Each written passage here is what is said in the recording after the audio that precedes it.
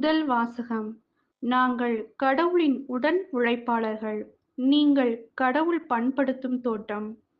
திருத்தூதர் பவுல் கொரிந்தியருக்கு எழுதிய முதல் திருமுகத்திலிருந்து வாசகம்.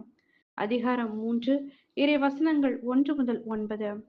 சகோதர சகோதரிகளே, ஆவிக்குரியவர்களிடம் பேசுவது போல நான் உங்களிடம் பேச முடியவில்லை. மாறாக நீங்கள் ஊனியல்பு கொண்டவர்கள் எனவும் கிறிஸ்துவோடு உள்ள உறவில் குழந்தைகள் எனவும் எண்ணி பேசுகிறேன்.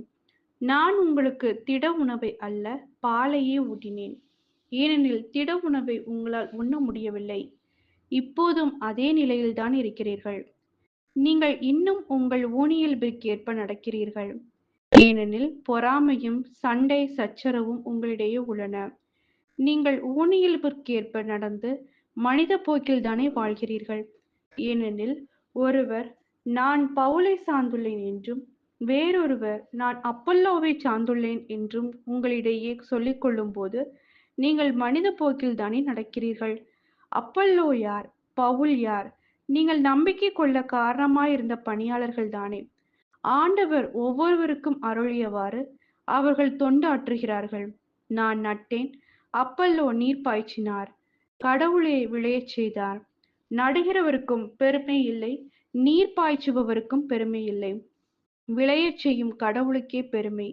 நடுகிறவனாலும் நீர் பாய்ச்சுகிறவனாலும் ஒன்றுதான். தாம் செய்த வேலைக்கு ஏற்ப ஒவ்வொருவரும் தம் கூலியை பெறுவர். நாங்கள் கடவுளின் உடன் உழைப்பாளர்கள். நீங்கள் கடவுள் பண்படுத்தும் தோட்டம்.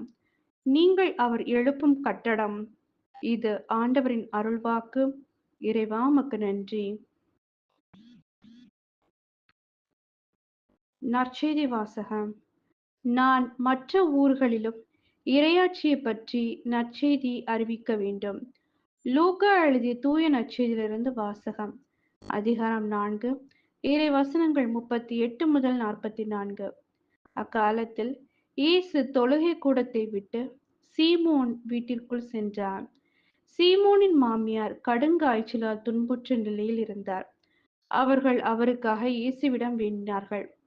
இயேசு அவர் அருகில் நின்று காய்ச்சலை கடந்து கொள்ள அது அவரை விட்டு நீங்கிற்று. உடனே அவர் எழுந்து அவர்களுக்கு பணிவிடை செய்தார். கதிரவன் மறையும் நேரத்தில் எல்லாரும் தங்களிடையே பற்பல பிணிகளால் நலம் குன்றிருந்தோரை அவரிடம் கூட்டி வந்தார்கள்.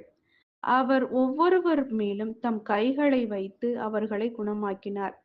பேய்களும் நீர் இறைமகன் என்று கத்திக்கொண்டே பலரிடமிருந்து வெளியேறின. அவர் மெசியா என்று பேய்கள் அறிந்திருந்தபடியால் அவர் அவற்றை அதட்டி பேசவிடாமல் தடுத்தார். பொழுது விடியும் வேளையில் இயேசு தனிமையான ஓரிடத்திற்கு புறப்பட்டு சென்றார். திரளான மக்கள் அவரை தேடிச் சென்றனர். அவரிடம் வந்து சேர்ந்ததும் தங்களை விட்டு போகாதவாறு அவரை தடுத்து நிறுத்த பார்த்தனர். அவரோ அவர்களிடம், நான் மற்ற ஊர்களிலும் இறையாட்சியை பற்றி நற்செய்தி அறிவிக்க வேண்டும், இதற்காகவே நான் அனுப்பப்பட்டிருக்கிறேன் என்று சொன்னார். பின்பு அவர் யூதேயாவில் உள்ள தொழுகை கூடங்களில் நற்செய்தியை பறைசாற்றி வந்தார். இது கிறிஸ்துவின் நற்செய்தி.